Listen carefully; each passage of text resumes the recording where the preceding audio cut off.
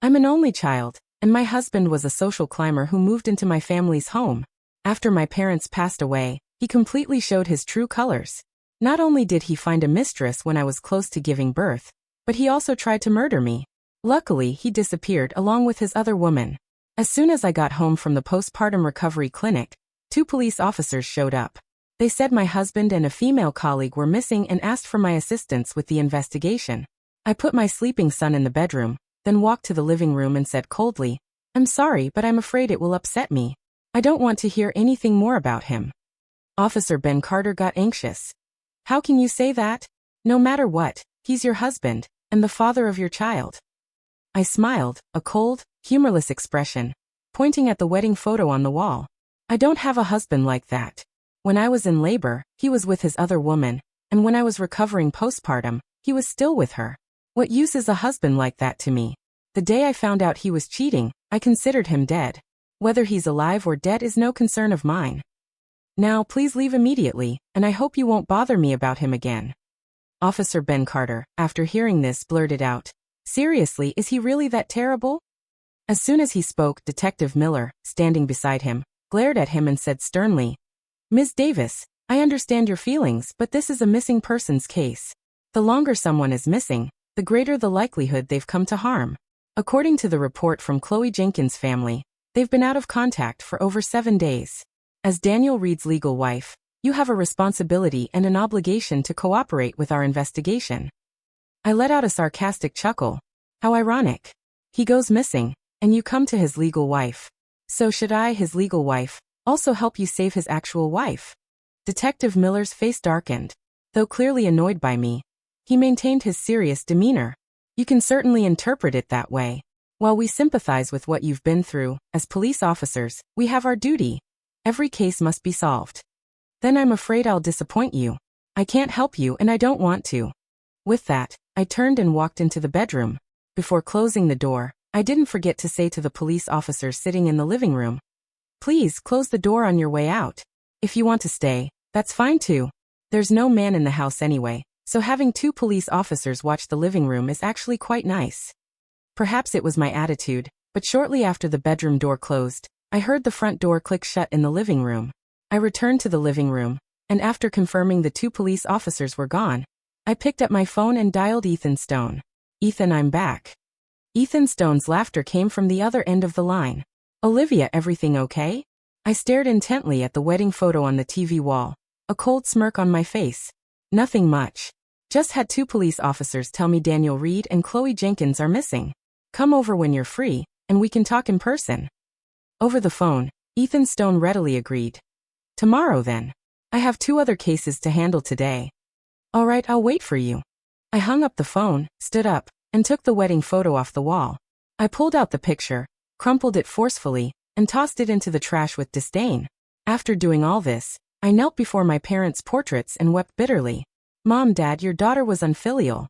I didn't listen to you back then, and found a monster in human skin who harmed you. Now I've finally avenged you." My husband, Daniel Reed, was the quintessential social climber Sophie warned me about. He came from a rural background, but with his brilliant academic record and sharp mind, he joined a multinational corporation right after graduation, becoming a technical backbone. Our meeting was an accident. Back then, I had just graduated from college and was feeling immense job pressure, so I went to a bar to drown my sorrows and drank too much. He pretended to be my boyfriend, chased away some thugs looking to take advantage, and thoughtfully stayed by my side until I sobered up. Later, we exchanged text messages and gradually grew close, becoming lovers. After only 8 months of dating, he suddenly proposed to me, swearing he'd be good to me forever, and giving me his salary card as proof of his sincerity. I naively believed his sweet talk, and for a time thought that fate had blessed me with a good man I could entrust my life to. To marry him, I even went against my parents' objections, and essentially got pregnant to force the marriage to achieve our goal. I never imagined that would be the beginning of my nightmare. I remember when I decided to marry Daniel Reed, Sophie told me I was foolish and warned me that a good girl shouldn't marry a social climber. I believed her, but I felt I had no choice. On our wedding day, I touched my slightly bulging belly and told Sophie that my parents had gotten pregnant before marriage and had a shotgun wedding, so I wasn't exactly a good girl myself. Sophie didn't answer, but just pointed at Daniel Reed, who was toasting guests, and told me to be careful. She said there's no such thing as good for no reason. Any normal man wouldn't accept you under these conditions. Yet he agreed to all your parents' demands without even a symbolic gesture of hesitation, which isn't normal. She suspected his kindness toward me had an ulterior motive. Sophie's words woke me up as if from a dream. She was right. My parents' demands were too harsh. I was their only daughter, and Daniel Reed didn't own a house, so my parents demanded he live in our home after marriage, and that our first child take my surname. They also said I was spoiled since childhood and couldn't do laundry or cook, so Daniel Reed had to take on all household chores after marriage. Any normal man would surely not agree to these trivial demands, or at least would raise some objections, but Daniel Reed agreed to everything without a single word of dissent. At the time, I thought Daniel Reed loved me deeply, to his very core, and that's why he was willing to endure any hardship for me. But it wasn't until my parents passed away one after another that I realized I was the most naive one of all. After Daniel Reed and I got married, he lived in my house, went to work and came home on time every day, and took on all the household chores. He was attentive to my parents in every way, constantly checking in on them and asking about their well-being. He even bought high-value life insurance policies for our whole family, with me as the beneficiary. Daniel Reed truly behaved perfectly. He was an ideal husband. Even the neighbors said I'd found a great husband, and that my parents had found an excellent son-in-law. This pleased my parents greatly. They openly praised him for being thorough and having insurance awareness. As my belly grew larger and I needed more care, Daniel Reed's work suddenly increased, to the point where my father voluntarily took on the task of preparing meals for me. Then, after only a few times of him cooking, my father died in a dust explosion. The day my father died, when Daniel Reed heard the news and rushed to the hospital, he immediately knelt on the ground, slapping himself repeatedly and wailing with self-reproach. He said that if he had come home earlier to cook, my father wouldn't have died. He claimed that if he hadn't been greedy, wanting to stock up on formula during a baby store sale, my father wouldn't have encountered the dust explosion when he turned on the gas stove. On the day of his passing, Daniel Reed knelt outside the emergency room, sobbing uncontrollably, alarming many people. Doctors and patients watching were moved by him, and my mother was no exception. My mother, crying, helped him up and urged him not to blame himself, saying it wasn't his fault, but my father's own carelessness for not seeing the formula on the stove before lighting it. I still remember everything from that day. I watched in a daze as my father was wheeled out, covered by a white sheet. Afterward, the hospital issued the death certificate, and just a few days later, the insurance payout was deposited into my account. The accident investigator was Ethan Stone, and it was his persistent investigation that revealed the truth about my parents' deaths and Daniel Reed's true intentions for approaching me. Ethan Stone was an investigator for the insurance company from which Daniel Reed bought policies for our entire family. His job involved inspecting and investigating accident scenes, collecting evidence and witness testimonies, and assessing the validity and authenticity of claims to ensure the insurance company wasn't defrauded. This required him to verify the truthfulness and accuracy of claim applications, and to investigate the claimants' backgrounds to determine their legitimacy. So after my father's death, Ethan Stone came to my house for a detailed second inspection. At the time, Ethan Stone was puzzled. He wondered how anyone could be so careless as to put formula in the kitchen cabinet, especially with one can already opened. Couldn't it have been stored in the bedroom or living room if it was for the baby? Didn't people know that formula could cause dust explosions? Back then, I was still submerged in the grief of losing my father, and didn't notice why one can of formula had been opened. I only knew that my father was gone, having died accidentally while cooking for me. But before I had even recovered from the pain of losing my father, my mother unexpectedly passed away a week later. My mother died accidentally from carbon monoxide poisoning. The double blow of losing both my parents within a week left me devastated. In that moment, I felt my world came crashing down. Even though I received 2 substantial payouts from the insurance company, I was still heartbroken. In my dictionary, a car and a house don't make a home. A home is where your parents are. I was an only child, and so were my parents. With them gone, I truly had no one else left in the world. I was 7 months pregnant then, and the misfortune of losing both my parents nearly caused me to miscarry. I had to stay in the hospital every day to protect the pregnancy. But after my parents died, Daniel Reed seemed to suddenly transform into a different person. He used work as an excuse every day, rarely visiting me at the hospital. Even when I called him to bring me food, he'd rudely tell me to order takeout myself, and even curse the baby in my womb over the phone, calling it a grim reaper. that had brought death to 2 elderly people before even being born. He asked, "What's the point of keeping such an evil spawn?" He then hung up. I never imagined Daniel Reed would become like this. That was our child, 7 months in the making. During the 4D ultrasound, we could already see his face, his smile, a child who would flip and kick playfully in my belly. Daniel Reed's change was like adding insult to injury, making me, already immersed in the grief of my parents' deaths, even more heartbroken. I even considered ending my life. It wasn't until Ethan Stone suddenly appeared at the hospital that I found the motivation to live again. In my 8th month of pregnancy, more than a month after my parents' successive deaths, I lay alone in the hospital every day to protect the pregnancy. At first, I fantasized that Daniel Reed was like me, struggling to accept my parents' passing and feeling distressed. I imagined that one day he would come to terms with it, miss me, miss our child, and appear in my hospital room with flowers, just like before, apologizing for his previous rudeness and taking on the responsibility of caring for our family again. But I lay there for an entire month, and he never appeared. Instead, it was Ethan Stone, an insurance investigator I had only met a few times, who showed up with a fruit basket. After a few pleasantries, he said with a serious expression, "Ms. Davis, what I'm about to say might sound outlandish, but I hope you'll take it seriously." As I looked at him with a puzzled expression, Ethan Stone slowly said, "I suspect your parents' deaths weren't accidental, but intentional and meticulously planned murder for insurance fraud." I was furious instantly. Insurance fraud? Murdering my parents? Those were my parents. Would I murder my own parents for a bit of money? If I could, I'd rather not have your insurance company's dirty money. If only it would bring my parents back to life. You say it wasn't me. Do you have proof? When my parents died, the police investigated too. Don't think you can push me around just because I'm a woman. In the hospital room, I screamed hysterically, denouncing the insurance company's malicious intent, fabricating a lie about me murdering my parents for insurance fraud just to reclaim the payout. Ethan Stone quickly said, "Please don't get upset. Don't get upset at all. You're pregnant, and if something happens from getting too agitated, I can't be held responsible." Ethan Stone fumbled apologies before a nurse could arrive. Only after my emotions gradually calmed down did he lower his voice and say, "I'm not doubting you. The person I truly suspect is your husband, Daniel Reed." Right, after your parents' unfortunate accidents, I went to see the scene and spoke with the police responsible for the investigation. Although the police have classified it as an accident, I kept thinking about it for over half a month, and just felt something was off.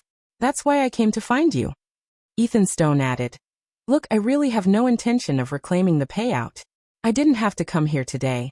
The police have already ruled it an accident, and the company has paid out. I just don't want to see you unknowingly taken advantage of, even counting the money for someone else. I'm just here to warn you, truly be careful of your husband, otherwise you might be the next victim." I stared intently at Ethan Stone, unconsciously clutching the bedsheets tightly. Ethan Stone said, "When your father died, didn't I tell you, who would buy formula for no reason, stack it in the kitchen, and specifically open one can and put it in the cabinet?" I nodded. Ethan Stone sighed. "That's the problem." Daniel Reed's explanation at the time was that it was his first time being a father, and he wanted to prepare things for the upcoming baby. As for why he opened it, he said he wanted to taste it. But if he opened it, why did he place it next to the cabinet door above the stove? Before I could speak, Ethan Stone continued, "When I went, the kitchen was already so badly damaged it was hard to reconstruct the scene. But I've recently conducted a simulation at home, and I can confirm that unless that opened can of formula was deliberately tilted and placed next to the cabinet door, it wouldn't fall out no matter how you open the cabinet. Formula has weight, and the bottom of the can is flat. How could it be such a coincidence that it just fell out when your father opened the cabinet while cooking?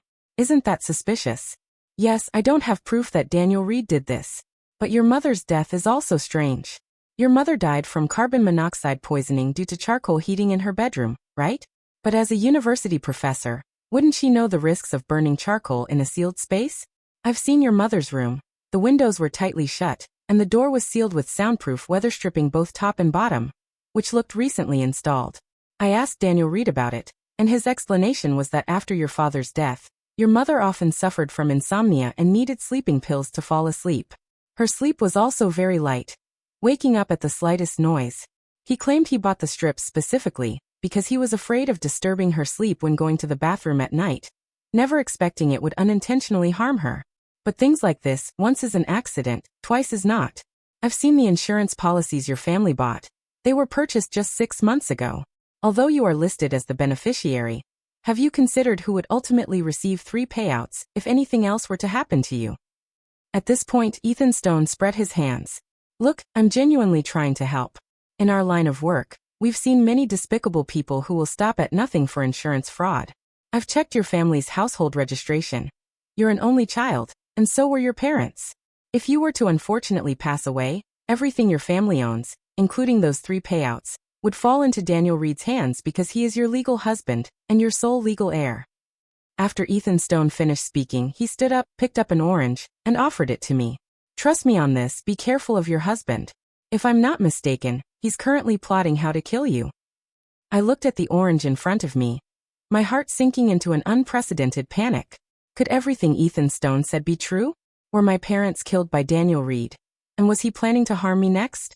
Originally, I hadn't believed it, because before my parents' deaths, Daniel Reed had clearly loved me so much.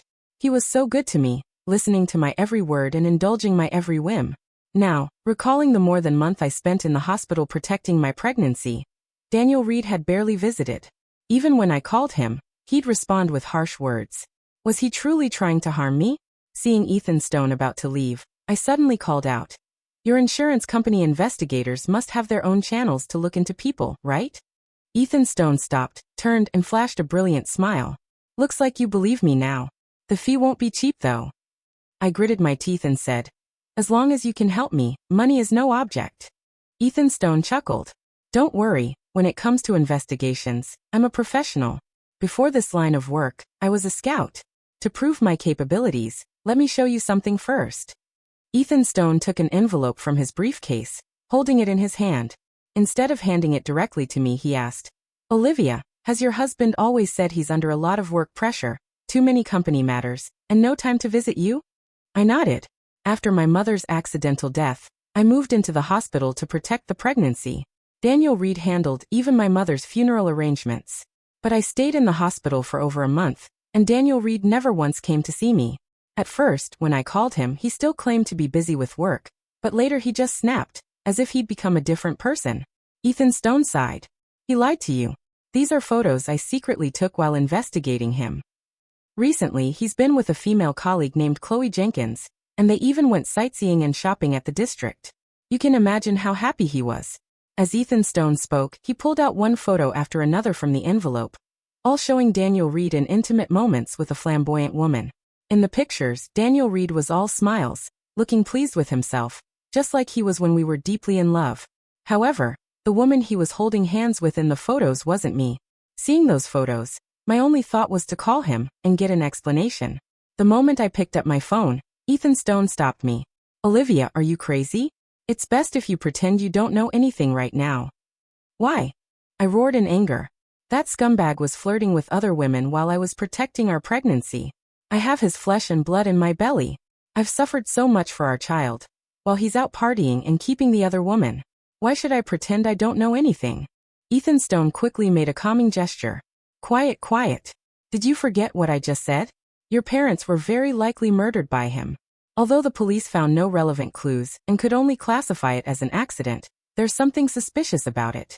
If he truly approached you with an agenda, coveting your family's assets, then you'll be the next to die. If you confront him now, I bet he'll cry and kneel before you, pretending to repent, and then harm you while taking care of you. If your parents' deaths were truly his doing, then he's a very dangerous person, not only with a genius-level criminal mind, but also with incredible psychological resilience. Such a person is extremely dangerous and would have countless ways to harm you. After finishing, Ethan Stone sighed with emotion. After your parents' respective accidents, both the police and I spoke with him. He answered smoothly, with clear logic, and crafted a perfect persona for himself, appearing completely as an innocent victim. At first, I also believed your parents' deaths were accidental, and that he was innocent, until I discovered his infidelity, which confirmed he was just an excellent deceiver. After hearing Ethan Stone's words, I sat numbly on the bed, feeling completely lost, without even the will to speak. Only one thought filled my mind. I didn't want to have a child with such a disgusting person. The moment that thought arose, the baby in my belly suddenly started to stir, and the outline of a tiny limb became visibly clear on my stomach. In an instant, Tears streamed down my face. Daniel Reed. But the child was innocent. 8 months along, he already had a life. I cried, stroking my bulging belly, my mind in turmoil. Ethan Stone seemed to read my thoughts and whispered, "Actually, it's easy to mislead a child. As long as you find a reliable father for him before he's old enough to understand. Even if he learns the truth later, he won't have any affection for a biological father he's never met. And the prerequisite for all of this is to get rid of Daniel Reed, so he no longer has the chance to hurt you under the guise of the child." I don't know why, but my mind was in chaos then. Perhaps it was because I had learned the truth about my parents' deaths, or perhaps it was Daniel Reed's infidelity that had disturbed me so deeply. In that moment, all I wanted was for Daniel Reed to die. So when Ethan Stone suggested getting rid of Daniel Reed, I agreed without a second thought and told him, "As long as you help me take care of Daniel Reed, I'll pay whatever it costs." Ethan Stone readily agreed, stating, "If I handle it, Daniel Reed and Chloe Jenkins will absolutely never appear before you again." And indeed, events unfolded exactly as he said. Since Ethan Stone left that day, I never saw Daniel Reed again. I merely followed Ethan Stone's instructions, sending Daniel Reed a few text messages at specific times. "I'm going into labor. I had a son. I'm discharged. And I'm at the postpartum recovery clinic. Come back when you're free so we can finalize our divorce." Ethan Stone visited me a few times in between, but never brought up money, only telling me to focus on recovering postpartum, saying we'd discuss money when the time was right. Now, after finishing my postpartum recovery and returning home, the police showed up, saying Daniel Reed and his other woman were missing, which confirmed to me that Daniel Reed and Chloe Jenkins had been dealt with by Ethan Stone. However, having experienced such major upheavals in my life, I was no longer the naive girl who once believed in love. I always kept Sophie's words in mind. No one is good to you for no reason in this world. First it was Daniel Reed, now it's Ethan Stone. Their kindness wouldn't be without cause. After all, no normal person would commit a crime so easily. Especially Ethan Stone. As an insurance investigator, why would he suggest getting rid of Daniel Reed? Was it really just for money? On my first night back from the postpartum recovery clinic, I stayed awake all night, throwing out everything in the house related to Daniel Reed. The next morning when Ethan Stone arrived, he still had that relaxed, carefree expression. The first thing he did upon entering was pick up my son and playfully tease him. I snatched my son back, put him in his crib and whispered, "The police already came looking for me. Daniel Reed and his other woman are missing. Tell me, how did you do it?" Ethan Stone shrugged. "Olivia, it's better if you don't know. You're still legally married to him, and with him missing, the police will definitely investigate tirelessly. The more you know, the easier it is to give yourself away." "All right, I won't ask. How much do you want? I'll give it to you now, and we'll never contact each other again." I pulled out my phone, opened my banking app, and prepared to transfer the money. Ethan Stone shook his head. "No, it's not time yet." "Then when is the time?" I flared up. Ever since I realized Ethan Stone had also approached me with an ulterior motive, I wanted to cut ties with him. I didn't want to get dragged deeper, nor did I want to be blackmailed.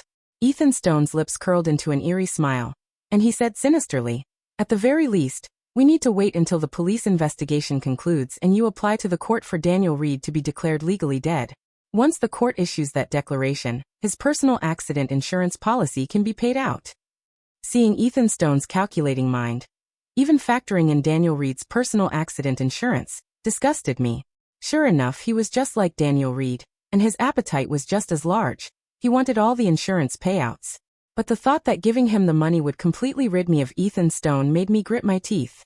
"Fine, next month I'll go to court and apply for a declaration of death. As soon as the compensation arrives, I'll transfer it all to you." I had thought giving him all the compensation would finally get rid of Ethan Stone. But to my surprise, Ethan Stone shook his head again. "You're thinking too simply. As an insurance company investigator, any unusual activity in my account would also be investigated." I glared at Ethan Stone angrily. "What exactly do you want?" "Of course, I want the money, but how it gets into my hands, you need to follow my plan. Don't forget, you were the one who asked me to help you get rid of Daniel Reed and Chloe Jenkins. If anything happens to me, you won't be able to escape responsibility either." Ethan Stone's eyes turned cold, losing his previous casual warmth. He said haughtily, "You'd better not touch a single cent of that money. From today on, I'll visit you frequently. When the time is right, I'll marry you and then divorce you. Through the divorce settlement, we'll legally transfer that money into my name." Upon learning Ethan Stone's intentions, I knew I was trapped. He didn't just want money. He also had sinister designs on me. But now I had no way to fight back. As he said, I was the one who asked him to get rid of Daniel Reed. I was the mastermind, an accessory to incitement. Although I desperately wanted to turn myself in and bring Ethan Stone down with me. What would happen to my child if I went to prison? I had no parents, and as an only child, I had no siblings, not even relatives or close friends. If I faced legal punishment, who would care for my child? I sat on the sofa in despair, watching the man laughing maniacally in front of me. My heart was filled with hatred. I wished I could kill him instantly. But then I thought of my 1-month-old son, and all hope vanished. Because my child wasn't just my motivation to live. He was also my biggest vulnerability. He turned me into a lamb to the slaughter, making me hesitant and allowing myself to be bullied. Just as I was in agony, the doorbell rang. I opened the door to find 3 police officers standing outside. The 2 from yesterday and a middle-aged woman. The middle-aged woman spoke first. My name is Detective Sarah Lee, from the Criminal Investigations Unit. We have a case that requires your cooperation. We would normally summon you to the unit, but considering you've just given birth, we've come here to question you. May we come in? As Detective Sarah Lee spoke, she noticed Ethan Stone in the living room. Before I could speak, he stepped inside and looking at Ethan Stone said, "You're an investigator for XY Insurance Company, aren't you? We've met before. May I ask why you're here?" Seeing Detective Sarah Lee staring at Ethan Stone, my heart sank, terrified that everything would be exposed. Just as I stood there anxiously, Ethan Stone stood up, a wide smile on his face. "I heard Daniel Reed is missing, so I came to inquire about the situation. It's not easy for us insurance investigators, especially with Ms. Davis, whose family has had a series of accidents. We have to be cautious." He then feigned concern for the case. "Detective Lee, could you tell us about the case's progress?" He also purchased a policy from our company. For major clients who buy high-value life insurance policies, any accident represents a significant loss for us. Detective Sarah Lee said faintly, "I apologize, the case is still under investigation, so it's not convenient to disclose too many details." With that, Ethan Stone stood up, picked up his briefcase and said to me, "Olivia, I'm truly sorry about your husband's disappearance. However, for a claim to be paid out, the police must confirm there's no possibility of your husband's survival, and there must be a court declaration of death. Don't worry, if your paperwork is in order, we won't try to evade payment." After Ethan Stone left, Detective Sarah Lee suddenly asked, "Are you two very close?" "Who, me?" I didn't react immediately. "Ethan Stone." Detective Sarah Lee nodded. I quickly said, "Not really, I've only met him a few times." Detective Sarah Lee said, "Ms. Davis, my colleagues have told me about your situation. I know there are things you might not want to hear, but this is a criminal investigation. Do you understand? You have a responsibility and an obligation to cooperate." I opened my mouth about to speak, but Detective Sarah Lee had already stated in an irrefutable tone, "Now let me go over the sequence of events for you. According to Chloe Jenkins' family's report, your husband, Daniel Reed, and Chloe Jenkins went missing a week ago. However, our investigation shows their last public appearance was a month and a half ago." Detective Sarah Lee continued recounting the case, completely disregarding my feelings. Honestly, I really disliked her attitude and tone. But she was a police officer, and from the Criminal Investigations Unit at that. About 10 minutes later, Detective Sarah Lee paused her narrative and suddenly asked, "Ms. Davis, when did you find out your husband was cheating?" The topic shifted so quickly that I couldn't keep up. I instinctively said, 2 or 3 months ago, not long after my mother passed away." "Who told you that?" Detective Sarah Lee pressed. "Was it Ethan Stone?" Detective Sarah Lee continued her relentless questioning. "Where did she tell you?" Detective Sarah Lee kept her eyes fixed on mine. Without thinking, I blurted out, "Because she suspected my parents' deaths weren't accidental. As an insurance company investigator, her salary is linked to her performance. Even though my parents' case had been classified, she persistently investigated in secret until she discovered Daniel Reed's infidelity and came to me for verification." Detective Sarah Lee asked, "Do you believe her?" I didn't answer, instead countering, "Do you believe it? My parents died in successive accidents within a week, and your police investigation classified both as accidents.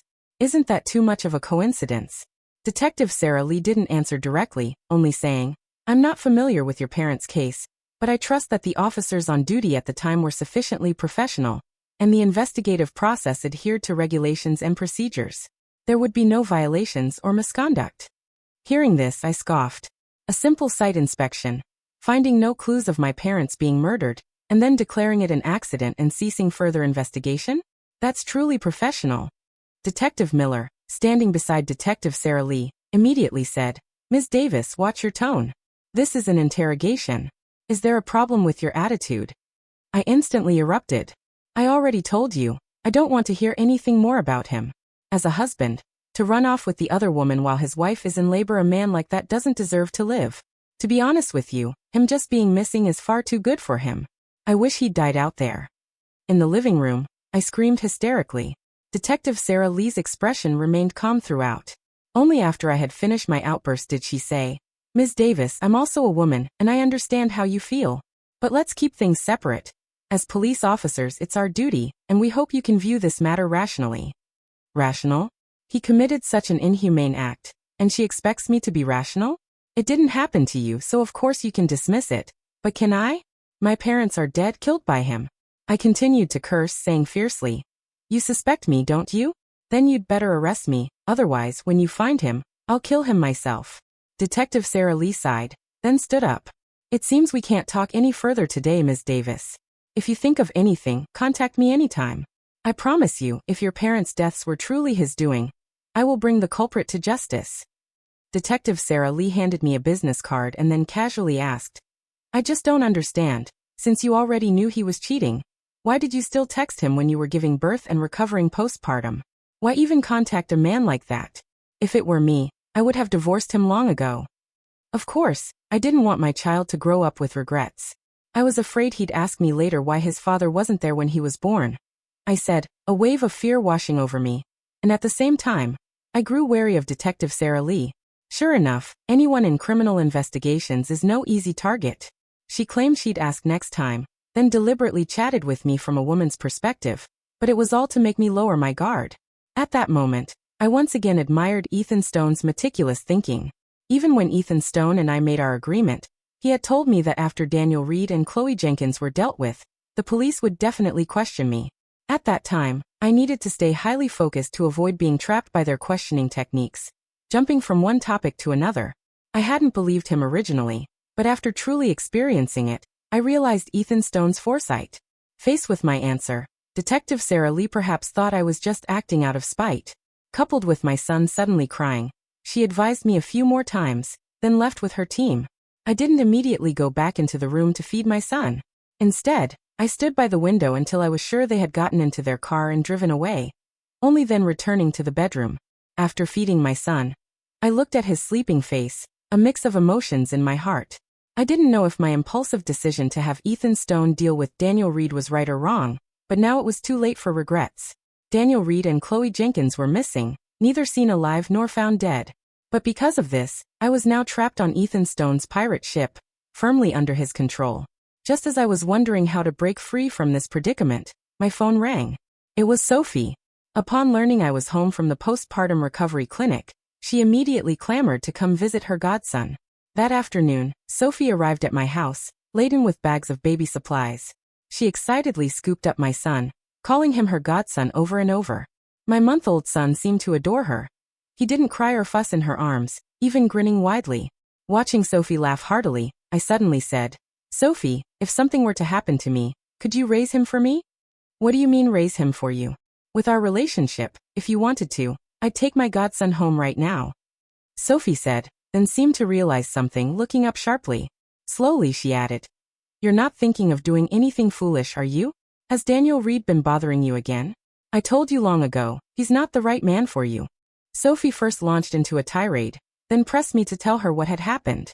I selectively told her a few things, then explained that Daniel Reed was missing, and the police couldn't find him. Sophie froze at my words. "Missing for over a week? No way, I saw him just the day before yesterday." "What? You saw Daniel Reed? Where?" Hearing Sophie say she'd seen Daniel Reed the day before yesterday, the possibility of being deceived immediately flashed through my mind, and I urgently pressed for details. Sophie nodded. "On Willow Creek Road. He was in the back seat of a commercial van, flicking cigarette butts out the window." "Are you sure?" I stared at Sophie, unblinking, my breath quickening. Sophie replied. Absolutely, I saw him clearly. I even wanted to yell at him to get out of the car and let me give him a piece of my mind on your behalf, but the car was too fast, and he was gone before I could even shout. After hearing Sophie's words, I fell silent. I knew she couldn't have mistaken Daniel Reed. And if he was still alive, it meant Ethan Stone had lied to me. Perhaps this whole thing was a deception from beginning to end. A scam orchestrated by Daniel Reed and Ethan Stone together. But I also didn't dare confront Ethan Stone right then. After realizing everything, I forced myself to appear calm. After Sophie left, I dialed Detective Sarah Lee's number, asking if she had time. Detective Sarah Lee immediately said she could come to my house herself. I politely declined, choosing instead to pick up my son and go to the Criminal Investigations Unit myself. Because now I trusted no one. I wanted to see with my own eyes if she was a real police officer, or a fake one sent by Daniel Reed and Ethan Stone to deceive me as part of their scheme. Seeing Detective Sarah Lee waiting in the office at the Criminal Investigations Unit, I breathed a sigh of relief. Pushing the stroller inside, I quietly asked, Detective Lee, would it be convenient to tell me the details of Daniel Reed's disappearance? Perhaps I can think of something that might help the investigation. Detective Sarah Lee hesitated for a moment, then opened a document on her computer. According to the clues we have, the last time surveillance cameras captured Daniel Reed and Chloe Jenkins was a month and a half ago at the district. After that, they vanished in an area with no camera coverage. I asked, how did Chloe Jenkins' family confirm their disappearance? Why didn't they report it sooner? That's the problem, Detective Sarah Lee said. For nearly a month, their phones maintained normal contact with the outside world. Just like you were texting Daniel Reed while you were recovering postpartum and getting replies from him. Chloe Jenkins' family also received text messages from her every day. It wasn't until recently, when they tried calling Chloe Jenkins and couldn't get through, that they suspected the two had gone missing and called the police. I immediately asked, so, did you investigate the surveillance footage from the district, the highway cameras along the route, and the city's general surveillance? Detective Sarah Lee replied stoically, Ms. Davis, you don't need to question the investigative capabilities of our Criminal Investigations Unit. The moment we received the missing persons report for Daniel Reed and Chloe Jenkins, we immediately followed up on every lead. How do you view their disappearance? Were they kidnapped or are they hiding? Facing my questions, Detective Sarah Lee didn't hold back, patiently explaining. There are too many inconsistencies, so we can't determine anything yet. If they were kidnapped, what would be the kidnapper's motive? We've investigated, and neither you nor Chloe Jenkins' family have received any ransom demands, so the possibility of them being kidnapped is very low. If we assume they intentionally disappeared, it's also not very logical, because they've been gone for too long, and vanishing for such an extended period without leaving any trace of their movements is highly suspicious. The only remaining possibility now is that they might have been killed. But there's one thing I can't figure out. If they've been killed, who took their phones? And what was the purpose of the person sending messages from their phones? Was it to delay the reporting of Daniel Reed and Chloe Jenkins' deaths, or for some other reason? At this point, Detective Sarah Lee suddenly fixed her gaze on me, stating word by word, Ms. Davis, you said on the phone you wanted to talk to me. It probably isn't just about simply asking about the case, is it? Under Detective Sarah Lee's scrutiny, I opened my mouth but said nothing, because after confirming Detective Sarah Lee was a real detective, I had originally intended to tell her about Sophie's discovery to inform her that Daniel Reed had quietly returned from the district. But after hearing Detective Sarah Lee's account of the case, a bold and sinister idea suddenly sprouted deep within me. Daniel Reed and Chloe Jenkins were missing, the kind of disappearance where the police couldn't find any clues. If that was the case, why not just go with it and make them disappear for good? I knew very well that, given the current situation, if I told Detective Sarah Lee the truth, the best outcome would be the arrest of Ethan Stone and Daniel Reed, because they were suspected of murdering my parents, defrauding insurance money, and attempting to frame me to seize my assets. But if they were arrested and thrown in jail, my parents' deaths wouldn't be classified as an accident, and in that scenario, the insurance company would have the right to reclaim the entire compensation payout. And we had just had our son, with no steady jobs. I needed money, a large sum of money. I couldn't let my parents have died in vain, nor could I let their murderers go unpunished. So I chose to lie. I fabricated a very plausible excuse. I told Detective Sarah Lee, I came to ask if, based on the police's current leads, it's possible to petition the court for Daniel Reed to be declared legally dead?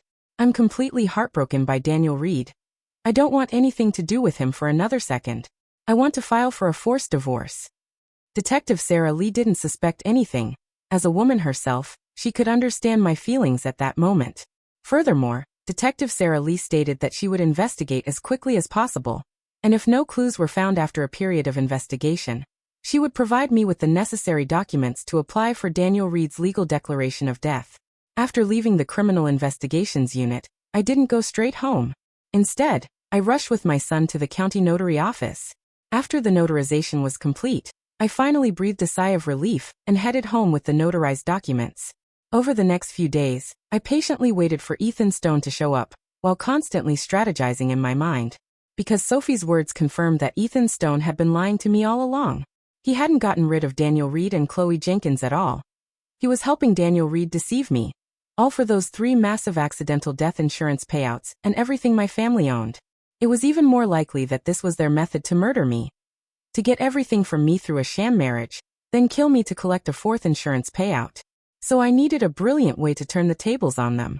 A direct confrontation was out of the question, because I was a woman, inherently at a physical disadvantage. But a physical disadvantage didn't mean everything. If they could plot to murder my parents, it didn't mean I couldn't plot to turn the tables on them. Days passed. Due to the disappearance of Daniel Reed and Chloe Jenkins, Detective Sarah Lee would visit every now and then, asking seemingly irrelevant questions. I, however, constantly forced myself to maintain extreme mental focus, ensuring Detective Sarah Lee wouldn't notice anything unusual or extract any information from me. Ethan Stone likely feared coming too often and arousing Detective Sarah Lee's suspicion, so he rarely appeared, only occasionally calling to check in. A month went by like this. Every day of that month, I lived in constant trepidation, not only fending off Detective Sarah Lee's inquiries and guarding against Ethan Stone and Daniel Reed, who were lurking in the shadows, but also preparing the means for my revenge. It wasn't until my child's 4th month that Ethan Stone reappeared. He entered my house, walking conspicuously through our neighborhood with roses in hand. His first words were, "Olivia, the police investigation has eased up significantly lately. It seems they've given up. Now, I'll need your cooperation." Without waiting for him to finish, I said with disgust, "Enough. Tell me, how much did Daniel Reed promise you?" Ethan Stone's smug expression froze. I said coldly, "Stop pretending. I know everything. Daniel Reed and Chloe Jenkins aren't dead at all. They're perfectly fine, probably hiding somewhere in the city. Getting rid of them, that was just a setup by the 2 of you, wasn't it?" I scoffed at Ethan Stone, ridiculing their clumsy methods. I should have realized it sooner. Daniel Reed had bought all the insurance policies for our family, claiming he knew someone at the insurance company who could get us a discount. And with how quickly the claims were processed after my parents died, it was impossible there wasn't something fishy between him and Ethan Stone.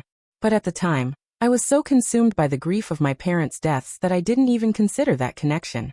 Now it was clear. From the moment Daniel Reed started pursuing me, I had fallen into his trap. Whether it was the marriage or buying insurance for our whole family, it was all part of his plan. But I couldn't understand why. Was it just for money? As I mercilessly revealed the truth, Ethan Stone's expression worsened, and the flowers in his hand were thrown to the ground. He clenched his fists tightly, as if ready to lash out at any moment. Just as he was about to make a move, I tossed the notarized documents onto the floor. "You want to kill me? Then take a look at this first. I've already prepared my will, and had it notarized. If anything happens to me, all my assets will be unconditionally donated to a welfare fund. Don't even think about Daniel Reed showing up and claiming an inheritance in our son's name, unless you're confident you can defeat the welfare fund's legal team in court."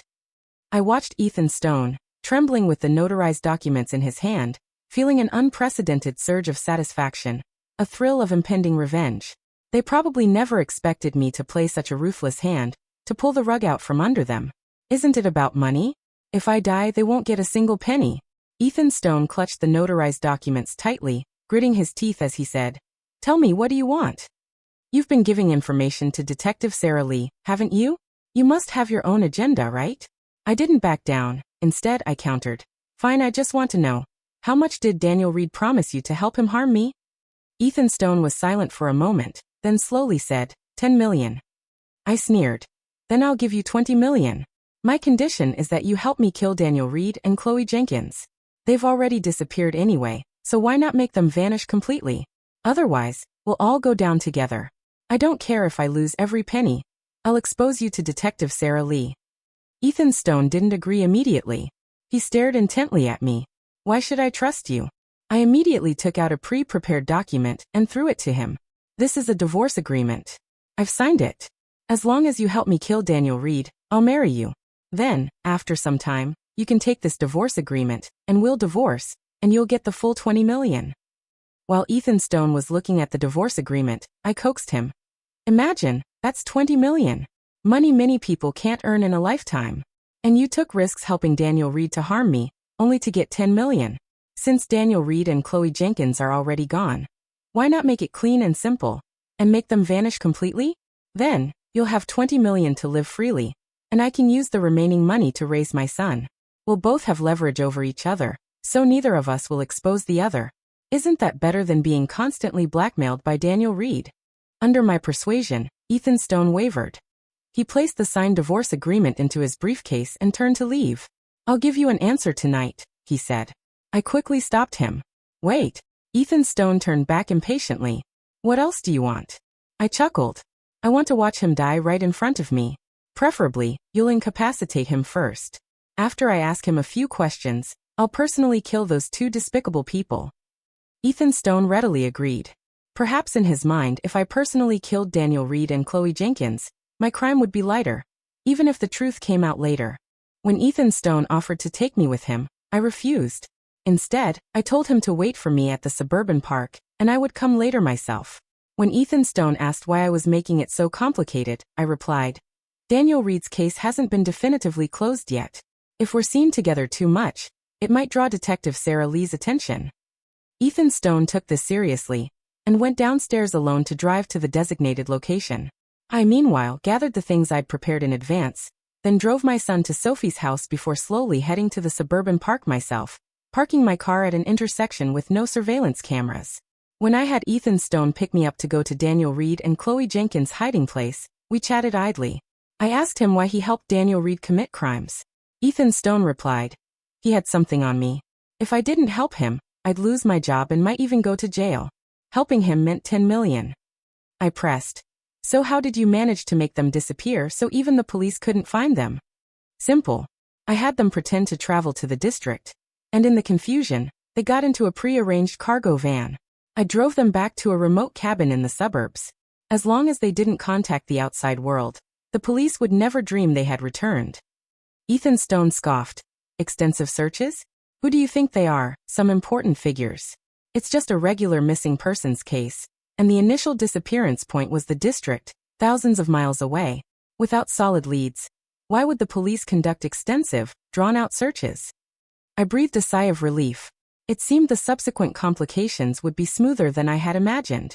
Soon, Ethan Stone parked the car by the entrance of the secluded boathouse next to the reservoir on the western outskirts of the city. I told Ethan Stone to go in first and act. Chloe Jenkins could be killed outright, but Daniel Reed needed to be kept alive for a bit. I had some questions for him, and after I finished, I would kill him myself. Ethan Stone nodded, pulled a dagger from under the car seat, tucked it into his waistband, and told me to wait a moment before entering the building alone. A short while later, Ethan Stone emerged, carrying a bloodied dagger. Go in, he said. They're incapacitated. What do you want to ask? Be quick. With that, Ethan Stone even put the dagger into my hand. I sneered and walked inside. Months later, I finally saw Daniel Reed again. He was covered in blood, agonizingly sprawled on the ground, wailing. The moment he saw me, Daniel Reed seemed to understand everything that had happened, screaming in terror. Don't kill me, don't kill me. Please spare me, I know I was wrong. I truly know I was wrong. Watching Daniel Reed grovel like a dog, my face was filled with disgust. I couldn't fathom how I had been so blind as to fall for a man like him. I pressed the dagger against Daniel Reed's neck and said coldly, Did you harm my parents? Daniel Reed became even more terrified, trembling too much to speak. Instantly, my eyes welled up with tears. So it was true you killed them. Why? Didn't you know they treated you like their own son? Didn't you know the two of them had decided to leave everything to us? I roared in fury, stabbing Daniel Reed repeatedly. Ethan Stone, from behind me, snatched the dagger from my hand. Enough, he said. He's dead. I sobbed. But I hate him. If it weren't for him, my parents wouldn't have died. Ethan Stone shook his head and sighed. Actually, you were just naive. You fell into his trap from the very beginning. If you thought he pursued you because he loved you, then you were gravely mistaken.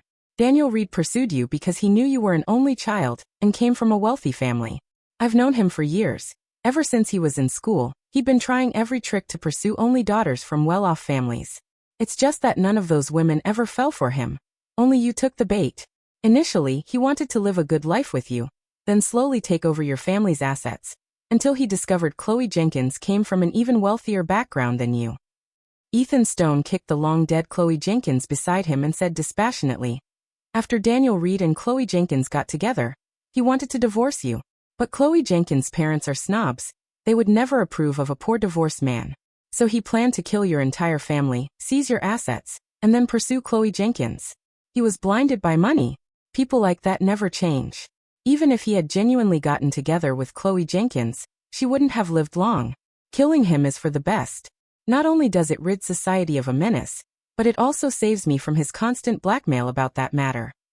Ethan Stone seemed accustomed to murder. Instead of showing any panic or fear after killing, he calmly handled the bodies.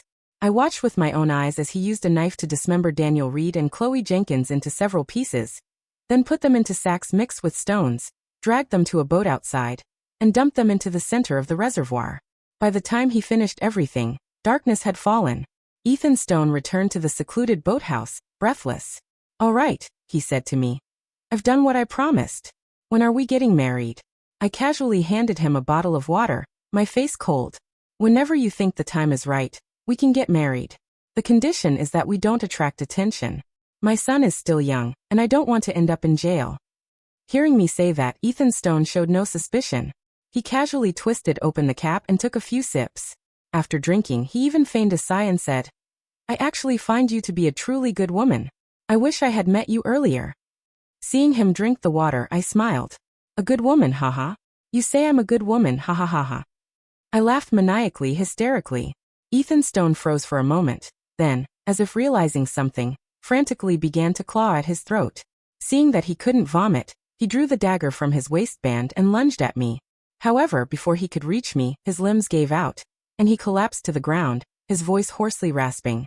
"What did you make me drink? You wicked woman." I walked over with a faint smile, first kicking the dagger out of his hand. Then I squatted down, smiling, and said, "How could a woman who's been hurt twice ever trust anyone again? My son is still young, and I don't want him to become an orphan. So I need some secrets to be buried forever in the mud." As Ethan Stone looked on with despair, I put him into a sack, dragging him step by step just as he had done, until I got him onto the boat, and threw him into the center of the reservoir. Afterward, I meticulously cleaned the entire secluded boathouse, ensuring I left no fingerprints, footprints, or hair. I then took out the divorce agreement I had given Ethan Stone earlier, set it on fire, crumbled the ashes, and tossed them into the river. After cleaning up the scene, I used the cover of night to avoid surveillance cameras, returned to where I'd parked, and drove to Sophie's house. A few days later, Detective Sarah Lee came to see me again, her expression serious. "Miss Davis," she said, "Ethan Stone is missing. Do you know anything about it?" I shook my head blankly. "No, I don't."